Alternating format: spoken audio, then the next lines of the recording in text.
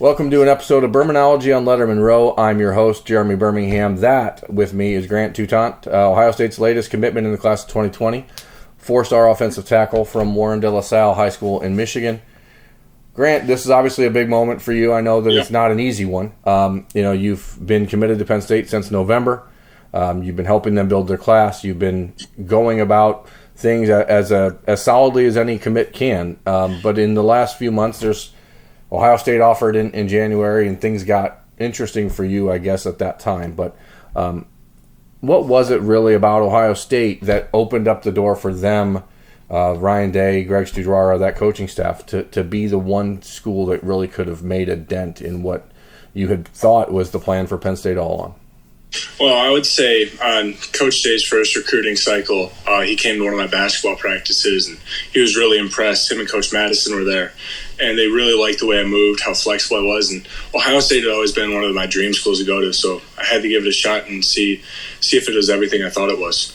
And you went there a handful of times. You've been to Columbus, I mean, at least that I know of, at least 4 times since that offer happened in January. But it was never something you made into a scene. It was never a matter of going out and attention seeking or trying to get publicity or any of that kind of stuff. Was that part of the plan all along, or is that just who you are? A lot of Buckeye fans at this point probably don't know much about you. So is that sort of an indicator of the type of person you are, the one that wants to just kind of be low key? And what was the motivating factor behind keeping all this as quiet as possible while you explored that option?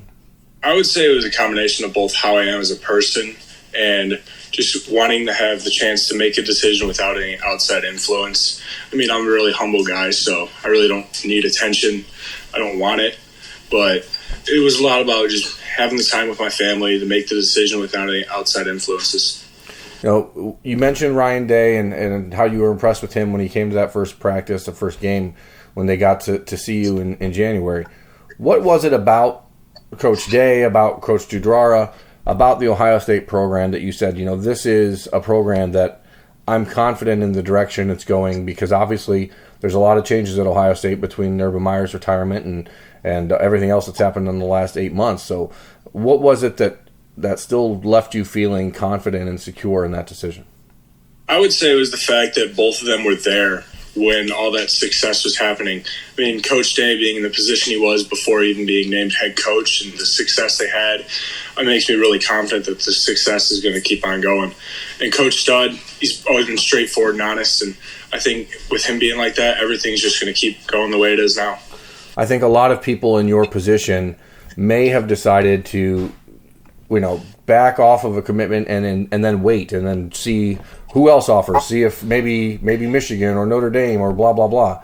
What was the decision like to say, I'm committed here and not wasting any other time to make a commitment to Ohio State? Was it just a matter of you not really caring about this recruiting process and going through it in the media like you were mentioning, or was it just like knowing if it wasn't Penn State, it was going to be Ohio State?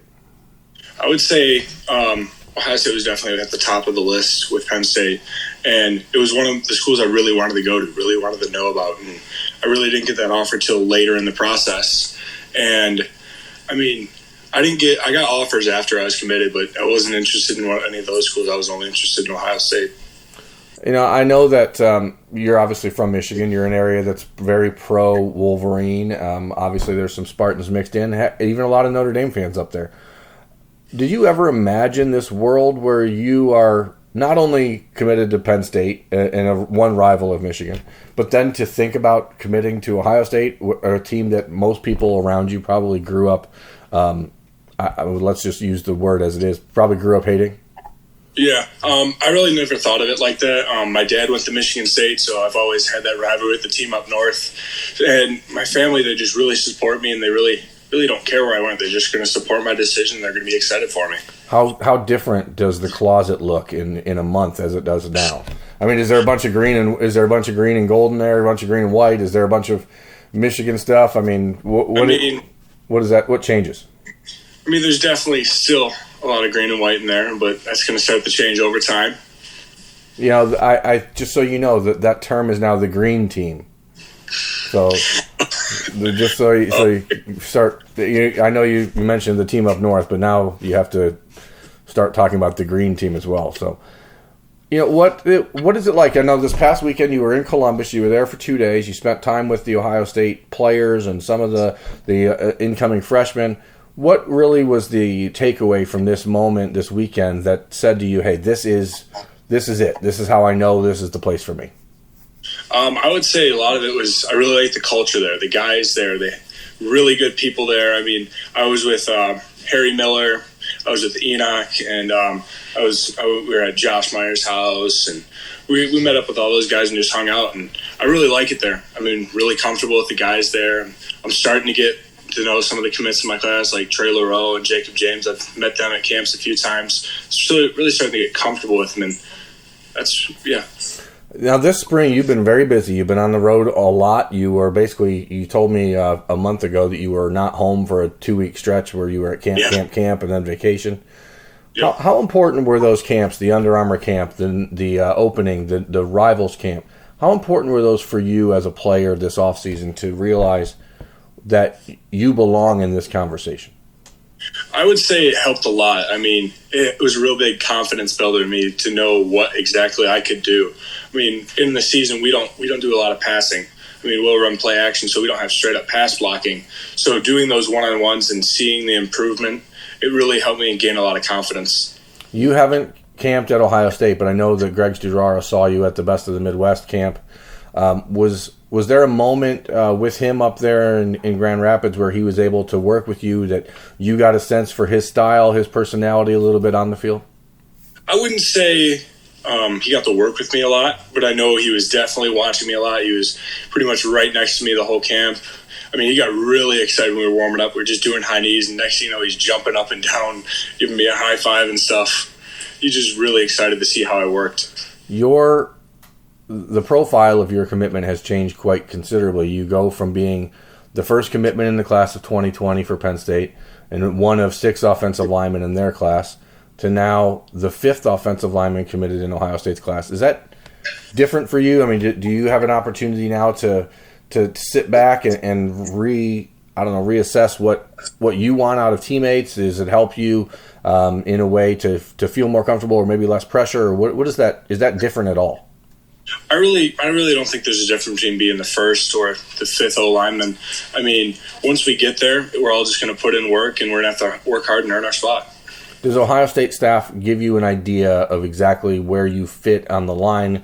I know that you have a pretty traditional tackle frame in that 6'7", 310-pound range, but do they see you on the left or the right, or maybe a guy that can slide inside, or how do they see you in their offense? They just said I was going to play tackle. They didn't specify left or right. They said I'm definitely not a guard, so I'm definitely going to play tackle. Is there a plan in place to get back for an official visit? I know they have a big weekend coming up on the 21st.